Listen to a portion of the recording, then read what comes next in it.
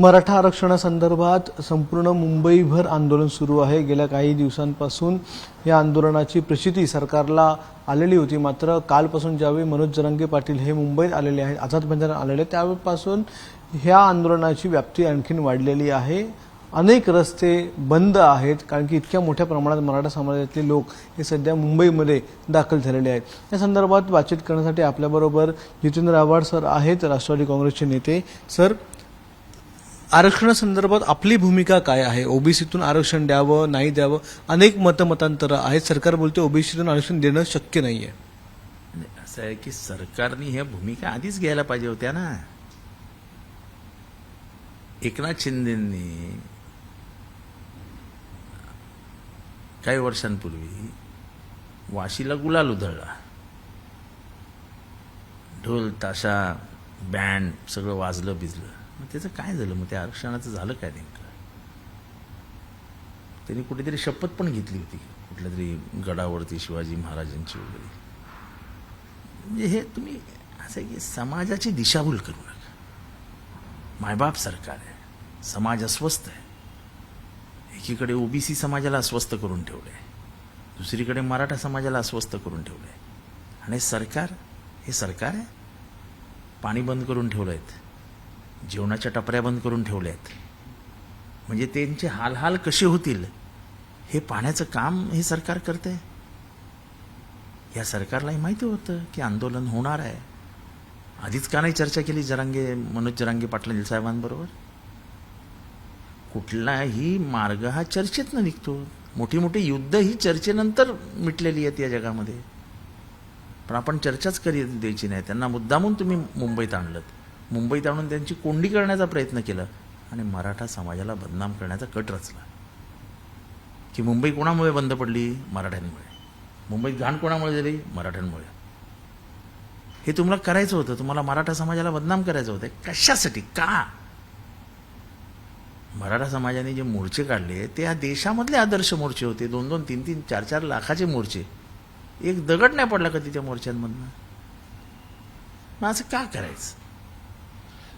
संपूर्ण मुंबईमध्ये वाहतूक कोंडी आहे। सीएसएमटी स्टेशनवर घेराव घालण्यात आलेला आहे। अनेक ठिकाणी जाण्यासाठी सध्या रस्ते बंद आहे कारण की इतक्या मोठ्या प्रमाणात मराठा समाज त्यांच्या गाड्या सध्या मुंबईमध्ये, आणि त्याच्यामुळे अनेक मुंबईकर बाहेर पडत नाही असं देखील चित्र आहे। कोणामुळे झालेलं आहे याचं? याला जबाबदार सरकार आहे। चर्चा करायला पाहिजे होती। तुम्हाला माहिती आहे मुंबई कशी आहे? मुंबई बेट आहे। मुंबईतनं बाहेर जायला मार्ग 1-2च आहेत। सरकारलाही माहीत असताना देखील जरांगे साहेब निघेपर्यंत तुम्ही जरांगेंची चर्चाच केली नाही। असं नाही होत। मुंबईसारखी आर्थिक राजधानी बंद पडणे हे सरकारला शोभणार नाही। आज शिंदे समितीने जाऊन बैठक घेतली जरांगे पाटील यांच्याबरोबर। आता त्याच्यानंतर उपसमितीबरोबर जे विखे पाटलांकडे आहे त्याबरोबर बैठक घेत आहेत।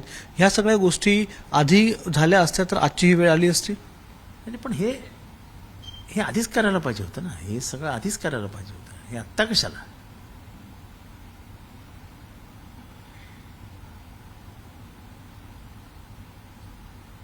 विखे साहेब असतील नाही तर शिंदे साहेब असतील, न्यायाधीश कुठे, हे तर होते ना आधी। मग त्यांना अंतरवळी सरटीला जालन्याला पाठवून चर्चा करायला लावायला पाहिजे होती। ईर्षेला पेचलेला समाज मुंबईत आला, त्याची वाट बघत होतात का तुम्ही?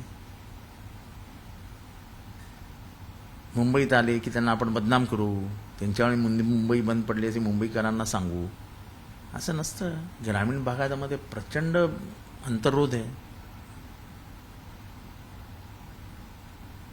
प्रचंड संताप व्यक्त होतोय की मुद्दामून पाणी बंद केलंय, पाण्याच्या बाटल्या मिळत नाहीत, जेवण मिळत नाहीये, शौचालयाला जागा ठेवलेल्या नाही आहेत। हे सगळं माहीत असून सरकारने असं वागणं हे सरकारला शोभणार नाही। शरद पवारांचं आज एक वक्तव्य आहे। एका सभेत ते म्हणाले की 72% आरक्षण हे तामिळनाडूमध्ये देता आलेलं आहे। या सरकारला देखील शक्य आहे। संविधानात ज्यावेळी बदल होईल त्याचवेळी आरक्षण देणं शक्य होणार आहे। तर नेमकी भूमिका काय आहे आपल्या? बरोबर आहे ना, आम्ही तेच म्हणतो आहोत। तुमचं लोकसभेत तुमची आज प्रचंड मेजॉरिटी आहे ना. जा ना लोकसभेत घेऊन आणि द्या ना, या राज्यापुरतं आरक्षण वाढवून घ्या ना. तामिळनाडूमध्ये आहे ना आरक्षण, 72% आरक्षण आहे. घ्या, 10% आरक्षण द्या मराठा समाजाला आणि त्याला लोकसभेतनं मान्यता घ्या. तुम्हाला फक्त इथे आग लावायची ओबीसी विरुद्ध मराठा आणि नंतर मग घोषणा यायची बटेंगे तो कटेंगे.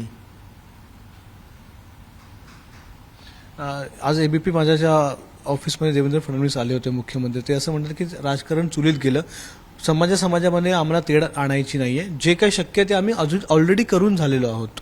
असं आहे की समाजामध्ये तेढ निर्माण करायची नाही.